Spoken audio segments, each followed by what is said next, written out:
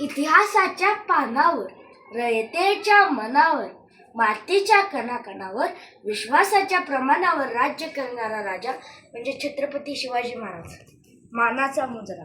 शिवजयंतीच्या तुम्हा सर्वांना हार्दिक शुभेच्छा. सर्वात मोठे इंजिनियर ज्यांनी आपल्या स्वतःच्या घराचीही गॅरंटी देऊन ठेवली, तुम्हाला माहिती आहे ते कोण? ते म्हणजे आपले छत्रपती शिवाजी महाराज. ज्यावेळी तुम्ही रायगडावर जाल आणि आपल्या छत्रपती शिवाजी महाराजांच्या समाधीच्या मागे बघाल, त्यावेळी तिथे एक लेख लिहिलेला आहे. तो लेख वाचाल. तो संस्कृतमध्ये लिहिलेला जरी असेल तरी त्याचा मराठीत रूपांतर केल्यास तो असं सांगतो, जोपर्यंत या पृथ्वी तलावर सूर्य चंद्र आणि खडक आहे, तोपर्यंत माझ्या रायगडाची वास्तूची वीट आणि वीट राहील. त्यामुळे छत्रपती शिवाजी महाराजांना आपल्याला सर्वात मोठे इंजिनियर म्हणता येईल. मित्रांनो, छत्रपती शिवाजी महाराजांच्या राजधानीवरचा किल्ला म्हणजे जगदीश्वर, जगाचा ईश्वर. पण ते मंदिराचा आकार जर बघितला तर तो मस्जिदीसारखा दिसतो. पण आज जरी जाऊन बघितलं तर महादेवाची पिंड आहे.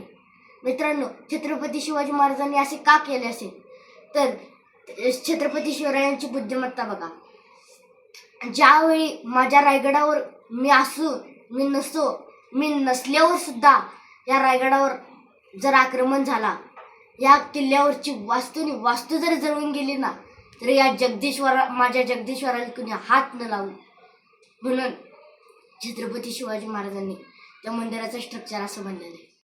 मित्रांनो, छत्रपती शिवाजी महाराजांचे सुप्रसिद्ध नाव म्हणजे शिवराय. मित्रांनो, तुम्हाला माहीत आहे का शिवराय हा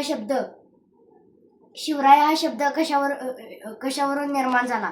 छत्रपती शिवाजी महाराजांचा जन्म झाला आहे ते ठिकाण म्हणजे शिवनेरी. त्याचे पहिले 2 अक्षरे शिव व जिथे त्यांचा मृत्यू झाला तो किल्ला रायगड, तिथे त्यांचा मृत्यू झाला. हे 2 शब्द एकत्रित येऊन तयार झालेला शब्द शिवराय. त्यामुळे आजही कित्येक लोकांना हे माहीत नाही. फक्त ते शिवराय हा शब्द ऐकलेले आहे. की तुला शिकवतं कोण रे? त्यावेळी ते मुलगा पहिला सांगतात शिक्षक. पण खरं सांगू, समाजात वावरायचं कसं, समाजात चार चौघात राहायचं कसं हे शिकवणारे तर आपले आई वडीलच असतात. शाळेत तर शिक्षक शिकवतातच, लिहायचं कसं, वाचायचं कसं, धडे कसे समजायचे, थोडं मोठ्याची गोष्ट सांगत असतात. पण एका समाजात चार चौघ आडवे जरी आले तरी त्यांना वाटेतून बाहेर काढून आपला मार्ग चालणारा हे आपले वडीलच शिकवतात. त्यामुळं ज्या दिवशी आपला जन्म होतो त्या दिवशी आपले वडीलच पेढे वाटतात. आणि ज्या दिवशी आपण काहीतरी घवघवीत यश मिळवतो त्या दिवशी पेढे सुद्धा वडीलच वाटतात. त्यामुळं आपण असं केलं पाहिजे की वडिलांनी आपल्यासाठी एकदा नाही, 2दा नाही तर 10 वेळा पेढे वाटले पाहिजे. मित्रांनो, आपल्याला जर आदर्श ठेवायचा असेल तर एकच व्यक्ती अशी आहे जिच्यात आपण कित्येक तरी गोष्टी शिकू शकतो. ती म्हणजे छत्रपती शिवाजी महाराज. जन्मल्यापासून ज्यावेळी सुलतानची जहागिरी होती त्यावेळी जिजाबाईंना वाटत होतं की सुलतानची दादागिरी खूप चाललेली आहे. सुलतानवर वचक बसवणारा असा मला पुत्र व्हावा हे सांगून तिने देवीला साकडं घातले.